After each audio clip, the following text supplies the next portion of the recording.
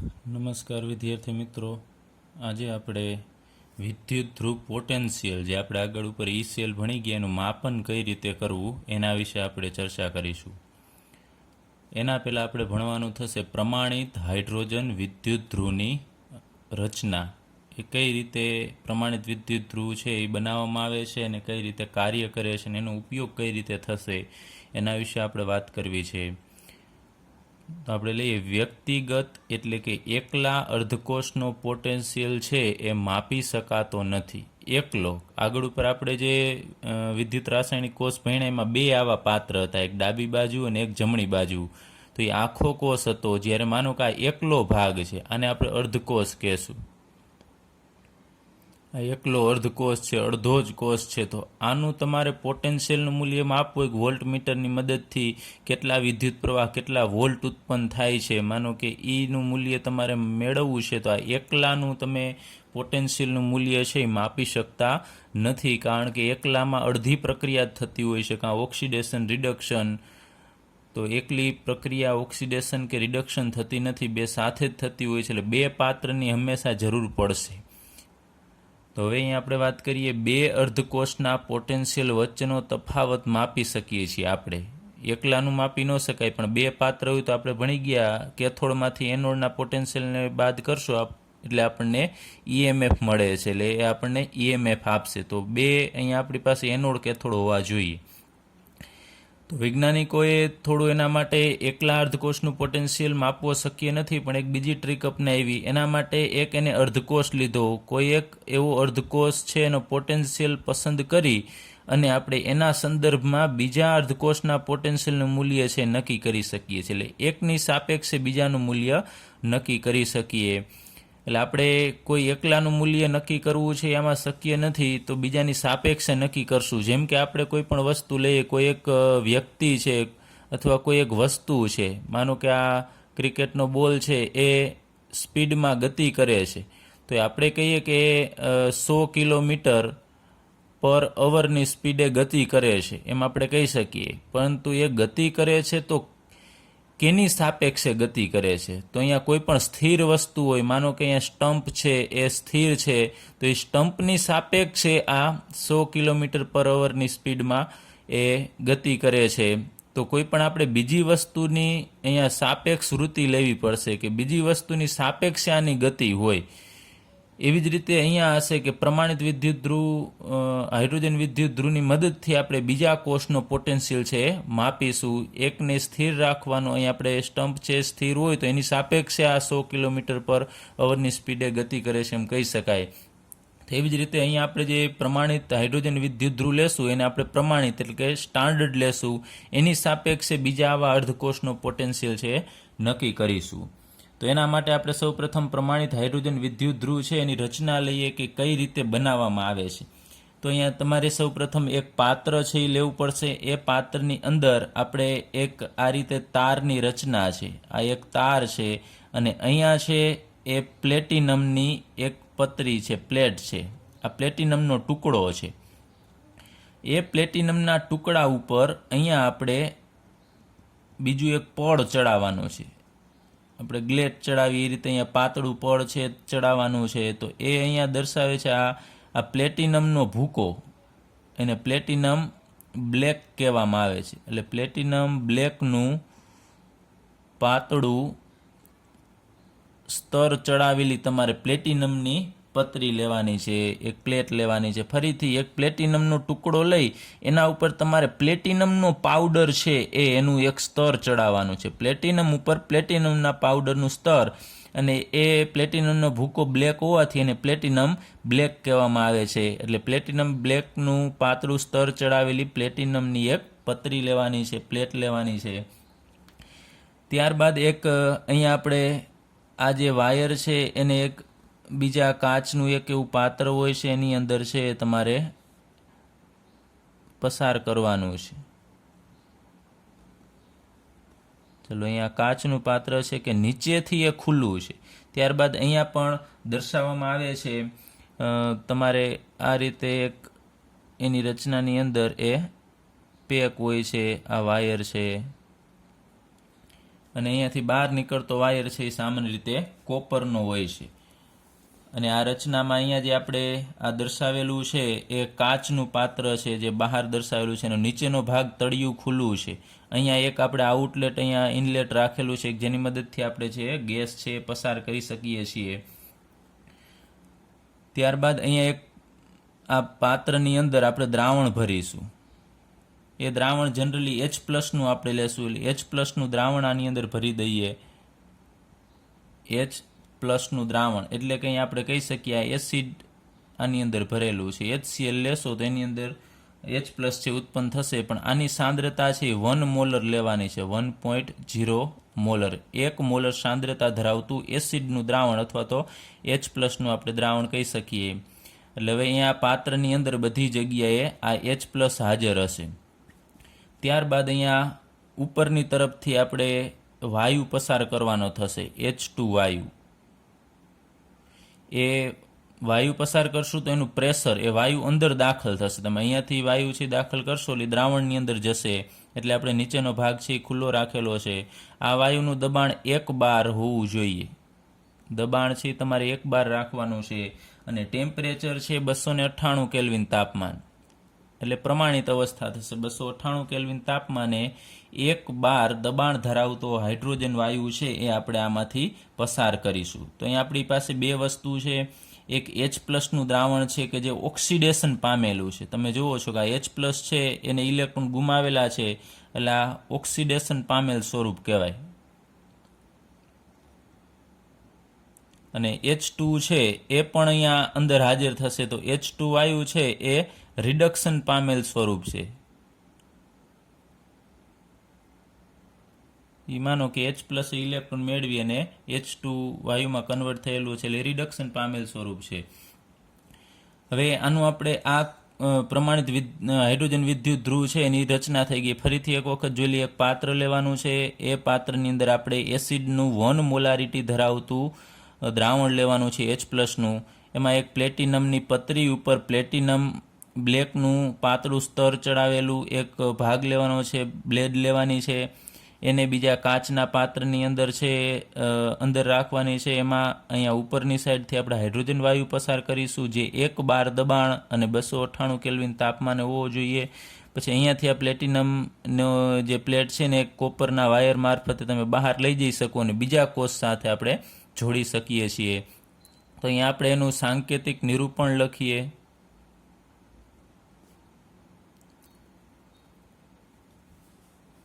અહીંયા હાઇડ્રોજન વિદ્યુત ધ્રુવ છે જે પ્રમાણિત છે, અને કઈ રીતે આપણે દર્શાવી શકીએ તો એના માટે સૌપ્રથમ તમારે લેવું પડશે. અહીંયા પ્લેટિનમ છે. તમે જુઓ છો કે આ જે દ્રાવણ છે એમાં પ્લેટિનમ હાજર છે અને ઘન અવસ્થામાં છે.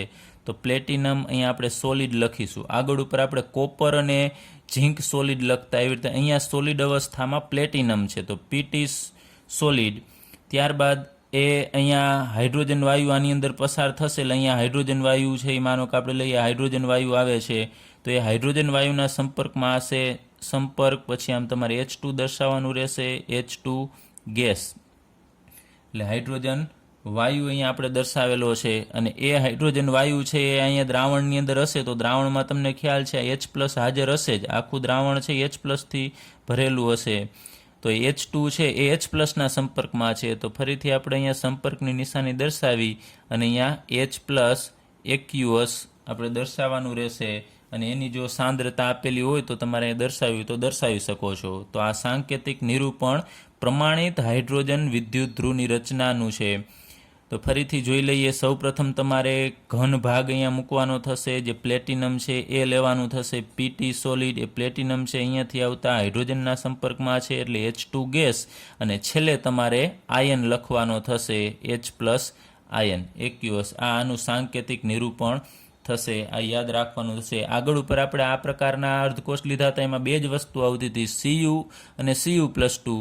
જ્યારે અહીંયા 3 વસ્તુ આવશે, કારણ કે આ વાયુમય વિદ્યુત ધ્રુવ છે. આ પ્રમાણિત હાઇડ્રોજન વિદ્યુત ધ્રુવ છે, એની અંદર વાયુનો ઉપયોગ થાય છે, એટલે આપણે કહી શકીએ આ વાયુમય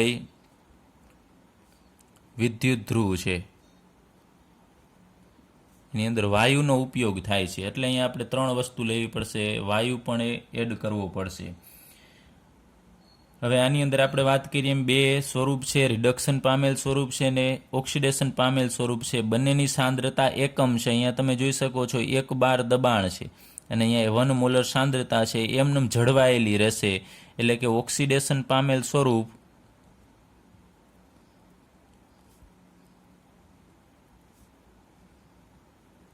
અને રિડક્શન પામેલ સ્વરૂપ ની સાંદ્રતા એક જળવાયેલી રહેશે.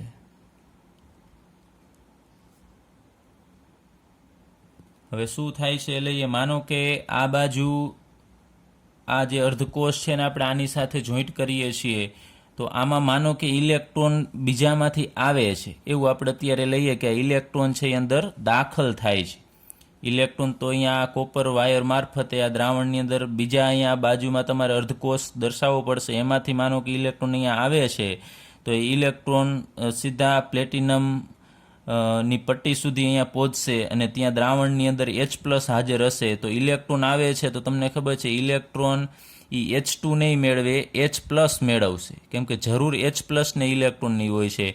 એટલે H+ એક ઇલેક્ટ્રોન મેળવી, H+ કે જે એક્યુઅસ અવસ્થામાં છે, આ H+ છે અહીંયાથી આવનાર ઇલેક્ટ્રોનને મેળવી લેશે. એટલે H+ માંથી H બનશે, પણ એકલો H આપણે દર્શાવી શકીએ નહીં, એટલે 1/2 H2 ગેસ દર્શાવવાનું થશે. એટલે કે હાઇડ્રોજન વાયુ ઉત્પન્ન થશે. બહારથી આવતો ઇલેક્ટ્રોન છે એ H+ સાથે જોડાય અને એમાંથી હાઇડ્રોજન વાયુ બનાવશે, H2 ગેસ. આપણે 1/2 H2 દર્શાવીએ અને અહીંયા પરપોટા દ્વારા એ હાઇડ્રોજન વાયુ છે એ બહાર નીકળશે. આ રીતની ઘટના છે જોવા મળે છે. અહીંયા હાઇડ્રોજન વાયુ છે એ બહાર નીકળશે અને જરૂર પડે ત્યારે આ H2નો પણ આપણે ઉપયોગ કરીશું, એ આપણે આગળ ઉપર ભણીશું. અહીંયા રિડક્શન પ્રોસેસ તમને દર્શાવેલી છે કે ઇલેક્ટ્રોન આવતા હોય તો એ દ્રાવણની અંદર રહેલા H+ છે ઇલેક્ટ્રોન મેળવી 1/2 H2 દર્શાવશે, બનાવે છે અને એ હાઇડ્રોજન વાયુ છે પાત્રમાંથી પરપોટા સ્વરૂપે બહાર જશે.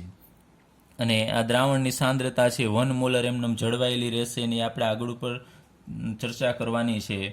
બીજું એક મેઇન વસ્તુ કે આ જે કોષનો પોટેન્શિયલ છે, એટલે કે પ્રમાણિત હાઇડ્રોજન વિદ્યુત ધ્રુવનો પોટેન્શિયલ છે, એ કોઈ પણ તાપમાને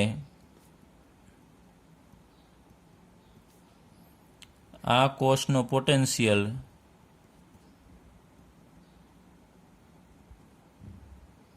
એ શૂન્ય ગણવામાં આવે છે.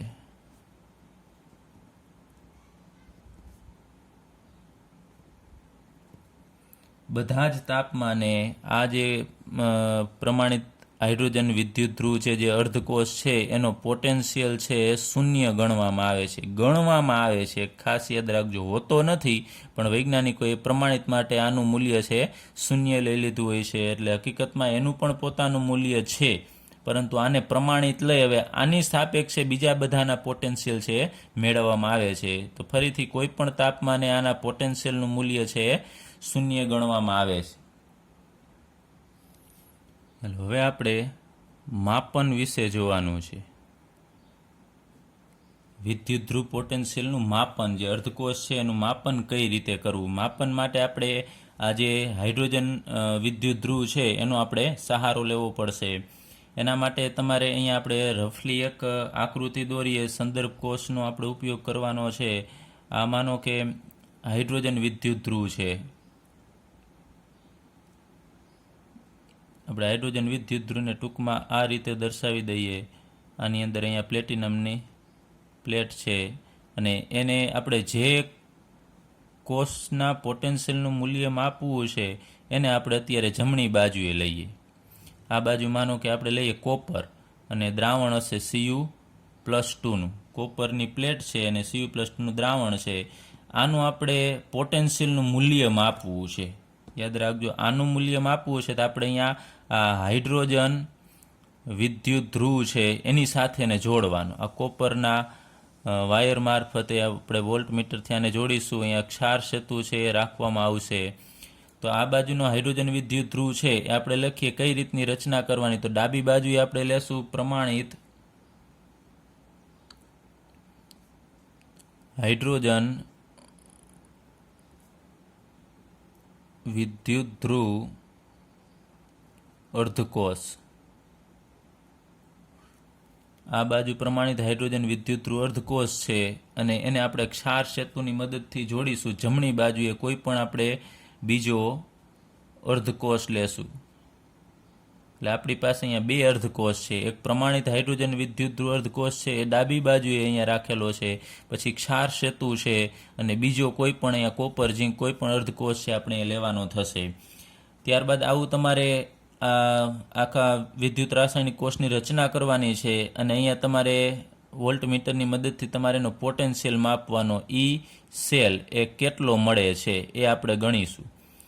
એ જે મૂલ્ય મળશે એ ડાયરેક્ટ કોપરનું મળશે. કઈ રીતે મળે છે એ આપણે વાત કરીએ. હવે માનો કે આ જમણી બાજુએ આ જે સ્વરૂપ છે ઓક્સિડેશન પામેલ અને આ ઓક્સિડેશન પામેલ ને રિડક્શન પામેલ સ્વરૂપ, એની આપણે સાંદ્રતા માનો કે 1 મોલર લઈએ, એક સાંદ્રતા લઈએ તો આ પ્રમાણિત કોષ થશે. કારણ કે આ પણ પ્રમાણિત હાઇડ્રોજન વિદ્યુત ધ્રુવ અર્ધકોષ થશે અને આ બાજુ પણ 1 મોલર લઈ લેશો તો આખો કોષ પ્રમાણિત થશે. તો તમને મૂલ્ય છે એ પ્રમાણિત મળશે. હવે આ જમણી બાજુ દર્શાવે છે. આ બાજુનો ભાગ છે એ જમણી બાજુ, જેને આપણે રાઈટ કહેશું, અને આ બાજુ ડાબી બાજુ છે એને આપણે લેફ્ટ વડે દર્શાવીશું. તો આ કોષનું કોષ પોટેન્શિયલ છે એ ઈ સેલ થશે, અથવા આપણે અત્યારે ડાયરેક્ટ પ્રમાણિત થશે તો ઈ 0 વડે દર્શાવીએ. એ કેટલો થશે એ આપણે ભણી ગયા છે. જમણી બાજુના અર્ધકોષના પોટેન્શિયલના મૂલ્યમાંથી આપણે ડાબી બાજુના અર્ધકોષના પોટેન્શિયલનું મૂલ્ય છે એ બાદ કરીશું. એટલે E0 રાઈટ, આપણે આખું નથી લખતા, કેપિટલ R લખી નાખીએ, જે રાઈટ દર્શાવે છે, માઇનસ E0 લેફ્ટ એટલે કે L. તો જમણી બાજુના કોષના પોટેન્શિયલના મૂલ્યમાંથી તમારે ડાબી બાજુના અર્ધકોષનું પોટેન્શિયલનું મૂલ્ય બાદ કરશો એટલે આપણને કોષ પોટેન્શિયલનું મૂલ્ય છે એ મળે છે. હવે આપણે વાત કરી કે અહીંયા આ અર્ધકોષ છે એનો પોટેન્શિયલ છે એનું મૂલ્ય. હવે તમારે માનો કે આ કોષ પોટેન્શિયલ છે એમાં E0નું જે મૂલ્ય છે એ તો તમને વોલ્ટમીટર બતાવી દેશે કે આટલું મૂલ્ય છે. આ ઈ સેલનું જ મૂલ્ય છે. ચાલો અહીં ટૂંકમાં લખી નાખીએ ઈ સેલ. તો રાઈટ બાજુ એ બીજો અર્ધકોષ છે અને લેફ્ટ સાઈડ તો પ્રમાણિત હાઇડ્રોજન વિદ્યુત ધ્રુવ છે ને એની આપણે વાત કરી કે એના E0નું મૂલ્ય છે તો 0 સ્વીકારવામાં આવ્યું છે. E0નું મૂલ્ય 0 થશે. તો આ કોર્સમાં આ સ્ટેપ છે એની અંદર આપણે વેલ્યુ મૂકી દઈએ. E0 એમનેમ રહેશે R અને માઇનસ E0 લેફ્ટનું મૂલ્ય આપણે અહીંયા 0 મૂકી દઈએ. તો E0 સેલ બરાબર E0 R માઇનસ 0 ને તમે બાદ કરશો એટલે E0 સેલ બરાબર E0 R થશે. તો તમે જોઈ શકો છો અહીંયા જે મૂલ્ય મળવાનું છે એ ડાયરેક્ટલી તમને જમણી બાજુના અર્ધકોષનું મૂલ્ય મળશે. કેમ કે E0 અહીંયા આનું મૂલ્ય તો હંમેશા આપણે 0 સ્વીકારી લીધું છે એટલે અહીંયા 0 મૂકવાનું થશે લેફ્ટ સાઈડનું. તો તમને જે મૂલ્ય અહીંયા મળશે ને એ સામેના કોષનું મૂલ્ય છે એ મળશે. હવે આપણે આ કોપર છે તો કોપર માટેનું સાંકેતિક નિરૂપણ દર્શાવી દઈએ કે આ કોષ જે બનાવ્યું એનું સાંકેતિક નિરૂપણ શું થશે. તો ડાબી બાજુએ અત્યારે આ પ્રમાણિત હાઇડ્રોજન વિદ્યુત ધ્રુવ છે તો અહીંયા આપણે ઉપર વાત કરી હતી એનું સાંકેતિક નિરૂપણ છે એ કોષનું એ આપણે અહીંયા લખીશું. તો સૌપ્રથમ તમારે લખવાનું છે પ્લેટિનમ કે જે સોલિડ અવસ્થામાં અહીંયા હશે એ દ્રાવણ H+ અને વાયુ હશે અહીંયા H2 વાયુ એના સંપર્કમાં હશે H2 ગેસ અને એ 1 બાર દબાણે હોય છે, પ્રમાણિત છે એટલે. અને અહીંયા સંપર્ક પછી H+ અને દ્રાવણની સાંદ્રતા છે એ 1 મોલર હશે એટલે એક્યુઅસ દ્રાવણ છે અને 1 મોલર એ દ્રાવણની સાંદ્રતા છે. તો આ પ્રમાણિત હાઇડ્રોજન વિદ્યુત ધ્રુવ છે એનું આપણે અર્ધકોષનું સાંકેતિક નિરૂપણ કર્યું. ચાલો એ અર્ધકોષ છે એ ક્ષાર સેતુ વડે જોડાયેલો છે એટલે અહીંયા આપણે ક્ષાર સેતુની નિશાની દર્શાવીશું. ત્યારબાદ જમણી બાજુનો અર્ધકોષ, તો ક્ષાર સેતુ છે એ ડાયરેક્ટલી કોપર +2ના સંપર્કમાં છે, Cu+2 એક્યુઅસ, અને એ પણ આપણે 1 મોલર લીધેલું છે, પ્રમાણિત છે એટલા માટે. અને એ Cu+2 છે આ Cuના સંપર્કમાં છે, Cu સોલિડ. તો અહીંયા તમે જુઓ છો આ બાજુનો ભાગ છે ડાબી બાજુનો ભાગ છે, આ બાજુનો ભાગ છે આ બીજો અર્ધકોષ છે દર્શાવે છે. આપણે વાત કરી હતી કે યાદ રાખવાનું છે ક્ષાર સેતુની બંને બાજુએ હંમેશા આયનો આવવા જોઈએ, ધન આયનો આવવા જોઈએ, અને છેડે હંમેશા છે એ સોલિડ આવવું જોઈએ. તો આ કોષનું સાંકેતિક નિરૂપણ થશે. હવે આપણે આ વૈજ્ઞાનિકોએ પ્રયોગ કર્યો આ બધું લઈ અને બધી પ્રક્રિયા છે એ આપણે આગળ ઉપર પણ આની Cu+2ની જોઈ લીધી છે, પણ પ્રયોગ કર્યો ત્યારે અહીંયા E0 સેલનું મૂલ્ય છે એ વૈજ્ઞાનિકોને મળ્યું 0.34. પ્રયોગ કર્યા પછીનું મૂલ્ય છે. આખા કોષ પોટેન્શિયલ મળે છે 0.34. એ યાદ રાખજો, આ મૂલ્ય પ્રયોગ કર્યા પછી આપણને મળે છે. તો હવે આપણે એના ફરીથી આ E0 સેલનું મૂલ્ય મૂકીએ. E0 સેલ એટલે કોષનો પોટેન્શિયલ છે એ કેટલો થશે? તો જમણી બાજુના જે અર્ધકોષ છે એમાંથી આપણે ડાબી બાજુનો અર્ધકોષ છે એ બાદ કરીશું. તો E0 એ જમણી બાજુનો કોપરનો અર્ધકોષ છે એટલે R માઇનસ E0 લેફ્ટ. હવે પ્રાયોગિક રીતે E0 સેલનું મૂલ્ય આપણને મળ્યું 0.34 બરાબર E0R તો આપણે મેળવવાનું છે એ એકલા અર્ધકોષનું મૂલ્ય કેટલું છે એ મેળવવું છે, અને માઇનસ E0 લેફ્ટ. તો E0 લેફ્ટનું મૂલ્ય આપણે કીધું કે હાઇડ્રોજન માટેનું મૂલ્ય છે એ 0 સ્વીકારવામાં આવેલું છે એટલે અહીંયા 0. તો ટોટલી તમે જોશો તો આ 0 નીકળી જશે, તો અહીંયા E0R બરાબર 0.34 વોલ્ટ મળશે. એટલે કે કોપરનો જે અર્ધકોષ છે કે જેની સાંદ્રતા 1 મોલર છે એનો પોટેન્શિયલ આપણને 0.34 મળ્યો, અને એ રિડક્શન પોટેન્શિયલ છે એટલે કે એનું મૂલ્ય છે એ રિડક્શન ઉપર આધારિત છે. તો આ પ્રક્રિયા છે એમાં થતું હોય છે શું? તો અહીંયાથી ઇલેક્ટ્રોન આ બાજુથી આ બાજુ આવતા હશે ને કોપર છે ઇલેક્ટ્રોન મેળવશે. તો દ્રાવણની અંદર રહેલો Cu+2 છે આ બાજુથી આવતા ઇલેક્ટ્રોનને એ મેળવશે 2 ઇલેક્ટ્રોન, અને એમાંથી આપણને આપશે Cu સોલિડ. આવી પ્રક્રિયા છે એ જમણી બાજુના પાત્રની અંદર જોવા મળે છે. એટલે Cu+2 2 ઇલેક્ટ્રોન મેળવી અને Cuમાં કન્વર્ટ થાય છે. તો આ મૂલ્ય એનું રિડક્શનનું મૂલ્ય થશે, એટલે કે રિડક્શન પોટેન્શિયલ. રિડક્શન પોટેન્શિયલ એટલે કે રિડક્શન પામવાની વૃત્તિ. હવે આવો જ આપણે અર્ધકોષ છે એ બીજો અર્ધકોષ લેવાનો છે. એના માટે આપણે અહીંયા કોપરની જગ્યાએ આપણે બીજું પાત્ર લેવાનું છે. માનો કે આ બાજુ અહીંયા કોપર છે એની જગ્યાએ આપણે ઝીંકવાળું પાત્ર લઈ લઈએ. હવે આપણે આકૃતિ નથી દર્શાવતા, અહીંયા જ જે છે એમાં આપણે કોપરની જગ્યાએ ઝીંકની પટ્ટી અને Cu+2ની જગ્યાએ Zn+2નું દ્રાવણ લઈએ તો એ કોષ થશે. એ કોષનું આપણે અહીંયા નિરૂપણ લખીએ. તો ડાબી બાજુએ તો અત્યારે આપણે પ્લેટિનમ સોલિડ આમાં હતું એ જ લખવાનું થશે. H2 ગેસ 1 બાર, H+ એક્યુઅસ 1 મોલર. અહીંયા સંપર્ક ક્ષાર સેતુ આવશે, અને જમણી બાજુ અહીંયા કોપર હતું એની જગ્યાએ આપણે ધારી લઈએ એક બીજો અર્ધકોષ આપણે ઝીંકનો લેવો છે. તો અહીંયા તમારે Zn+2નું દ્રાવણ લેવું પડશે. એની મોલારિટી આપણે 1 રાખીએ, અને Zn સોલિડ તો બીજો અર્ધકોષ થશે. તો આપણે આનું મૂલ્ય છે એ આ અર્ધકોષના પોટેન્શિયલનું મૂલ્ય કેટલું છે એ માપવું છે. તો એના માટે આપણે ફરીથી પ્રયોગ કરવો પડશે. આવી રીતે જ પ્રમાણિત હાઇડ્રોજન વિદ્યુત ધ્રુવ છે એને આ ઝીંકના અર્ધકોષ સાથે જોડવાનો છે. વૈજ્ઞાનિકોએ જ્યારે આ પ્રકારનો જે કોષનું નિર્માણ થયું એના પોટેન્શિયલનું મૂલ્ય માપ્યું તો એ મૂલ્ય છે એ અલગ મળે છે, -0.76 જેટલું મળે છે. અહીંયા જે મૂલ્ય કોપરમાં 0.34 મળતું હતું એ અહીંયા 0.76 જેટલું મળે છે. તો એ આપણે ફરીથી આ સૂત્ર છે એની અંદર કિંમત મૂકીશું. E0 સેલ બરાબર E0R માઇનસ E0 લેફ્ટ. તો આપણે રાઈટ એટલે કે જમણી બાજુએ જે આ અર્ધકોષ છે એનો પોટેન્શિયલ કેટલો છે એ આપણે ગણવો છે. તો એ વૈજ્ઞાનિકોને અહીંયા મળ્યું -0.76, પણ ક્યારે ઝીંક લેવામાં આવ્યું ત્યારે મૂલ્ય 0.76 છે એ મળે છે આખા કોષના પોટેન્શિયલનું. તો અહીંયા -0.76 બરાબર E0R માઇનસ E0L એટલે કે હાઇડ્રોજન માટેનું મૂલ્ય તો આપણે 0 લઈએ છીએ. તો કહી શકાય અહીંયા E0R બરાબર -0.76 વોલ્ટ મળશે.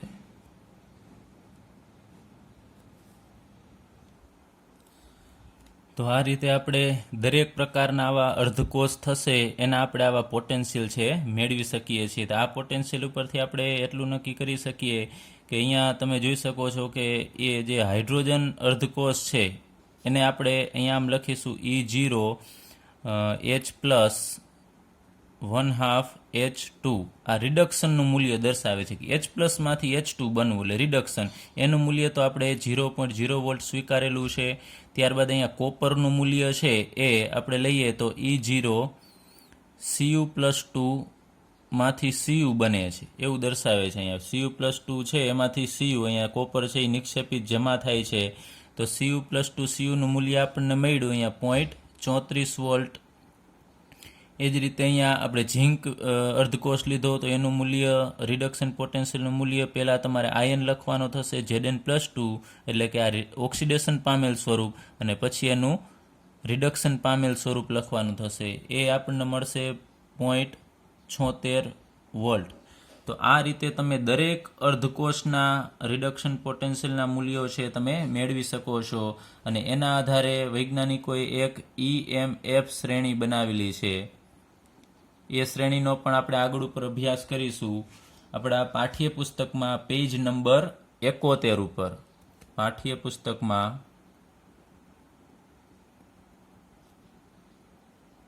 પેજ નંબર 71 પર આપણને કોષ્ટક આપેલું છે 3.1. એ કોષ્ટક છે એમાં તમને આવા બધા જ મૂલ્ય, આપણે તો અહીંયા ઉદાહરણ પૂરતા 2 જ લીધા છે, એવા તમને ઘણા બધા મૂલ્ય આપેલા છે રિડક્શન પોટેન્શિયલના. એ તમે જોઈ શકો છો અને એનો આપણે અભ્યાસ આગળ ઉપર કરવાનો છે. ચલો હવે આપણી પાસે આ Cu+2 અને Zn+2 બંનેના રિડક્શન પોટેન્શિયલના મૂલ્ય છે. તો આપણે આગળ ઉપર એક કોષ દર્શાવેલો હતો, એ ફરીથી આપણે અહીંયા કોષ દર્શાવીએ. એનું સાંકેતિક નિરૂપણ Zn સોલિડ, Zn+2 એક્યુઅસ, ક્ષાર સેતુ, Cu+2 એક્યુઅસ અને Cu સોલિડ. આ ગેલ્વેનિક કોષ છે જે આપણે આગળ ઉપર ભણી ગયા છીએ. એની આકૃતિ પણ આપણે આગળ જોઈ હતી, એ હવે ફરીથી અહીં રિપીટ આપણે કરતા નથી. આપણી પાસે ત્યાં ડાબી બાજુએ આ એનોડ આપેલો હતો અને આ જમણી બાજુએ કેથોડ. તો આના માટે આપણે પ્રક્રિયા પણ બધી જોઈ હતી. એનોડ ઉપર કઈ પ્રકારની પ્રક્રિયા થાય છે, કેથોડ ઉપરની કઈ પ્રકારની પ્રક્રિયા થાય છે. ચાલો ફરીથી એ લખી નાખીએ. કેથોડ ઉપર એનોડ ઉપર શું થાય છે, તો એનોડ ઉપરની પ્રક્રિયા લખીએ તો એનોડમાં ઝીંક છે એનું ઓક્સિડેશન થશે અને ઝીંક ઇલેક્ટ્રોન ગુમાવતો હોય છે એટલે Aqus+2 ઇલેક્ટ્રોન. એ જ રીતે કેથોડ ઉપર રિડક્શન થાય છે, તો આને જે ઇલેક્ટ્રોન ગુમાવ્યા એ કેથોડ ઉપર રહેલા Cu+2 છે એ મેળવી લેશે અને એમાંથી Cu સોલિડ બનશે. એની કોપર ધાતુ છે એ કેથોડ ઉપર નિક્ષેપિત થશે. ત્યારબાદ આનો આપણે સરવાળો કર્યો હતો એટલે આપણને આખી સંપૂર્ણ કોષ પ્રક્રિયા છે એ મળેલી હતી. અહીં ઇલેક્ટ્રોન છે એ કેન્સલ થાય છે એટલે Zn સોલિડ પ્લસ Cu+2 એક્યુઅસ, અને આ બાજુ અહીંયા વધશે Zn+2 એક્યુઅસ પ્લસ Cu સોલિડ. એટલે આના માટે આપણે આખા કોષના પોટેન્શિયલનું મૂલ્ય મેળવવું છે. તો E સેલ બરાબર E0 right minus E0 left એમ આપણે કહી શકીએ. તો અહીંયા E0 રાઇટ એટલે જમણી બાજુએ કેથોડ આપેલો છે આ Cu+2, એનું રિડક્શનનું મૂલ્ય આપણી પાસે છે કોપરનું. તો અહીંયા મૂકીશું આપણે 0.34 વોલ્ટ માઇનસ, અને અહીંયા Zn+2 Zn એટલે કે માઇનસ લેફ્ટ ડાબી બાજુના રિડક્શન પોટેન્શિયલનું મૂલ્ય. ડાબી બાજુએ ઝીંકનો અર્ધકોષ છે તો એના અર્ધકોષના રિડક્શન પોટેન્શિયલનું મૂલ્ય આપણી પાસે છે -0.76. અહીંયા સાદરૂપ આપીએ 0.34 માઇનસ માઇનસ પ્લસ 0.76, તો એનું સાદરૂપ આપશું એટલે આપણને જવાબ મળશે 1.10 વોલ્ટ. અહીંયા પણ E0 આવશે એટલે E0 સેલ. તો આગળ ઉપર આપણે વિદ્યુત રાસાયણિક કોષ પોઈન્ટ ભણી ગયા હતા, ત્યાં આપણે વાત કરેલી હતી કે ઝીંક અને કોપરમાંથી બનેલો જે કોષ છે એનો પ્રમાણિત વિદ્યુત ધ્રુવ પોટેન્શિયલ છે એ 1.1 અથવા તો 1.10 વોલ્ટ જેટલો જોવા મળે છે. એ આપણે આ રીતે નક્કી કરી શકીએ છીએ. હવે આપણે આગળ ઉપર જે આ બે કિસ્સા ભણી ગયા હતા કે સૌપ્રથમ પ્રમાણિત હાઇડ્રોજન વિદ્યુત ધ્રુવ આ બાજુ કોપર લીધેલો હતો, તો એ આપણો પ્રથમ કિસ્સો હતો. એના મદદથી આપણને 0.34 વોલ્ટ મળેલ હતો. એ આપણે ફરીથી અહીંયા વાત કરીએ કે પ્રથમ કિસ્સામાં આપણી પાસે અહીંયા Cu+2 અને H+ પ્રમાણિત વિદ્યુત ધ્રુવ કોષ હતો હાઇડ્રોજનનો. એ બંનેમાં તમે જુઓ છો તો બંનેના રિડક્શન પામેલ જે વૃત્તિ છે, રિડક્શનની જે વૃત્તિ છે એના મૂલ્ય આપેલા છે તમને રિડક્શન પોટેન્શિયલના. એટલે આ મૂલ્ય આપણે ફરીથી લખી નાખીએ કે રિડક્શન પામવાની વૃત્તિ છે. તો તમે જુઓ છો જેનું મૂલ્ય વધારે ને એની રિડક્શન પામવાની વૃત્તિ છે વધારે થશે. તો અહીંયા તમે જુઓ છો આ બેમાંથી વધુ મૂલ્ય કોપરનું છે, તો રિડક્શન પામવાની વધુ વૃત્તિ છે એ Cu+2ની હશે. તો જ્યારે આપણે લઈએ કે H+ અને Cu+2 બંને હાજર હોય અને બંનેને તમે ઇલેક્ટ્રોન આપો છો, માનો કે અહીંયા આપણી પાસે 2H+ છે અને 2 ઇલેક્ટ્રોન છે, તો બંનેને ઇલેક્ટ્રોન આપવા છે, તો જ્યાં સુધી Cu+2 છે ત્યાં સુધી H+ ને ઇલેક્ટ્રોન મળશે નહીં. એ ઇલેક્ટ્રોન છે એ Cu+2 જ મેળવશે. માનો કે બંને હરીફાઈમાં છે, બંને આયનો છે, ઇલેક્ટ્રોન બે જ છે, તો આ મેળવશે કે આ મેળવશે, તો Cu+2 જ મેળવશે, કારણ કે એની રિડક્શન પામવાની વૃત્તિ વધારે છે, એના રિડક્શન પોટેન્શિયલનું મૂલ્ય છે વધુ જોવા મળે છે. તો તમે આ રિડક્શન પોટેન્શિયલના મૂલ્ય ઉપરથી નક્કી કરી શકો કેનું રિડક્શન થઈ શકશે અને કેનું ઓક્સિડેશન થઈ શકશે. તો આપણે માનો કે અહીંયા રિડક્શન થાય છે, એટલે હાઇડ્રોજન હોય ત્યાં સુધી આપણે કહી શકીએ કોપરનું Cu+2નું છે એ સહેલાઈથી રિડક્શન થશે. હવે આપણે વાત કરીએ તો બીજું, માનો કે અહીંયા આપણી પાસે એક પાત્ર છે, પાત્રની અંદર આપણે HCl લીધેલું છે, હાઇડ્રોક્લોરિક એસિડ. તો HCl છે તો એના લીધે H+ એમાંથી ઉત્પન્ન થશે. અને બીજું આપણી પાસે એક પટ્ટી છે, કોપરની પટ્ટી છે. તો કોપરનો સળિયો અથવા પટ્ટી છે એને HClની અંદર એટલે કે એસિડની અંદર મૂકવામાં આવે તો કોપર ઓગળશે કે નહીં એ આપણે જોવાનું છે. તો એ પટ્ટી અંદર ઓગળી જશે કે નહીં, તો એ ઓગળતી નથી. આ કોપરની પટ્ટી છે Cu ઓગળશે નહીં.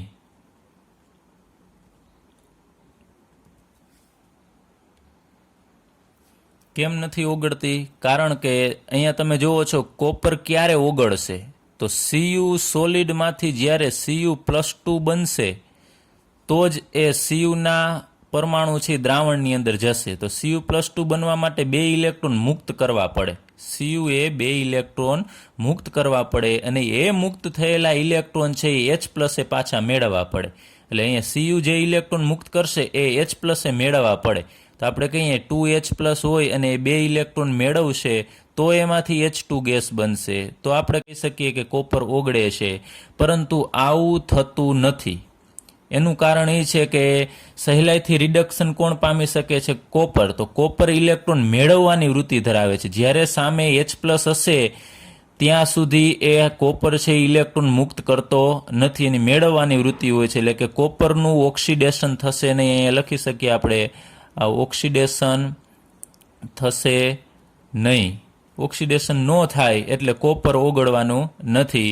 એ સામે કઈ વસ્તુ છે એના ઉપર આધાર રાખશે. H+ છે તો એ ઓગળશે નહીં. એટલે જો કોપરના સળિયાને હાઇડ્રોક્લોરિક એસિડની અંદર મૂકવામાં આવે તો એ ઓગળશે નહીં, કારણ કે કોપરનું રિડક્શન સહેલાઈથી થાય છે, ઓક્સિડેશન સહેલાઈથી થતું નથી. ઓક્સિડેશન રિડક્શન એકબીજાથી વિરુદ્ધ પ્રક્રિયા છે.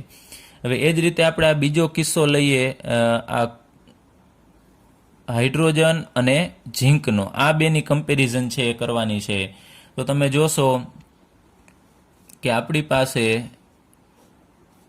આ HClનું જ પાત્ર ભરેલું છે, એટલે કે દ્રાવણની અંદર H+ હશે અને Cl- હશે, પણ Cl- છે ને અત્યારે આપણે કંઈ એટલું મહત્વ નથી એટલે નથી દર્શાવતા. એની અંદર ઝીંકની પટ્ટી છે એડ કરવાની છે. તો અહીંયા તમારે આ બેની કમ્પેરિઝન કરવાની છે, હાઇડ્રોજનની અને ઝીંકની. તો બેમાંથી કેનું મૂલ્ય વધુ છે? હાઇડ્રોજનનું વધુ છે કે ઝીંકનું વધુ છે? તો તમને ખ્યાલ છે કે અહીંયા 0 છે ને અહીંયા માઇનસ છે. તો સ્વાભાવિક રીતે હાઇડ્રોજન વિદ્યુત ધ્રુવ છે એનું મૂલ્ય છે વધારે છે, તો આની વૃત્તિ વધુ હશે ઇલેક્ટ્રોન મેળવવાની. તો આપણે કહી શકીએ અહીંયા આપણી પાસે માનો કે 2H+ હોય અને Zn+2 બંને માનો કે બીજી કોઈ રીતે હાજર હોય ને તમે એને 2 ઇલેક્ટ્રોન આપો છો, તો આમાંથી કોણ મેળવશે? તો હાઇડ્રોજન મેળવશે, કારણ કે એનું મૂલ્ય વધુ છે અને ઝીંકનું મૂલ્ય છે ઓછું છે. તો આ ઇલેક્ટ્રોન છે એ H+ મેળવશે. તો આમાંથી આ બંને જોડાય અને એમાંથી H2 બનાવશે, જ્યારે ઝીંક છે ઇલેક્ટ્રોન મેળવશે નહીં. તો હવે આપણે વાત કરીએ કે હાઇડ્રોજન H+ની વૃત્તિ એટલી બધી ઇલેક્ટ્રોન મેળવવાની વધારે છે કે ઝીંકના પરમાણુ પાસેથી પણ ઇલેક્ટ્રોન મેળવી લે છે. તો H+ છે એ ઝીંક પાસેથી 2 ઇલેક્ટ્રોન મેળવી લેશે. તો આપણે એમ કહી શકીએ ઝીંક પહેલાં સોલિડ અવસ્થામાં હતું, એના 2 ઇલેક્ટ્રોન મુક્ત કરાવશે H+, એટલે 2 ઇલેક્ટ્રોન મુક્ત થશે ને ઇલેક્ટ્રોન છે આ H+ મેળવશે. તો અહીંયા આ 2 ઇલેક્ટ્રોન મુક્ત થાય છે, એના માટે અહીંયા આપણી પાસે 2 H+ હોવા જોઈએ. H+ મેળવી લેશે આ 2 ઇલેક્ટ્રોન, એમાંથી H2 ગેસ બનાવશે. તો આ પ્રક્રિયા છે થાય છે. તો આપણે કહી શકીએ કે ઝીંક છે એના ઇલેક્ટ્રોન હાઇડ્રોજન મેળવતો જાય છે અને ઝીંકના પરમાણુ દ્રાવણની અંદર Zn+2 સ્વરૂપે જતા જશે અને ધીમે ધીમે આ ઝીંકનો સળિયો છે એ ઓગળી જશે અને એમાંથી હાઇડ્રોજન વાયુ ઉત્પન્ન થાય છે. આવું આપણે હાઇડ્રોજનની બનાવટમાં આગળ ઉપર પણ ભણીશું અને તમે 9-10માં પણ ભણીને આવ્યા હશો કે ઝીંકની પટ્ટી છે એને HClની અંદર મૂકતા એમાંથી હાઇડ્રોજન વાયુ ઉત્પન્ન થાય છે. તો એનું કારણ આ છે. તો બંને સેમ વસ્તુ છે. અહીંયા કોપર ઓગળતી નથી, જ્યારે અહીંયા ઝીંક ઓગળી જશે. એનું કારણ બંનેની ઇલેક્ટ્રોન મેળવવાની વૃત્તિ અલગ અલગ, એટલે રિડક્શન પામવાની વૃત્તિ એની અલગ અલગ છે.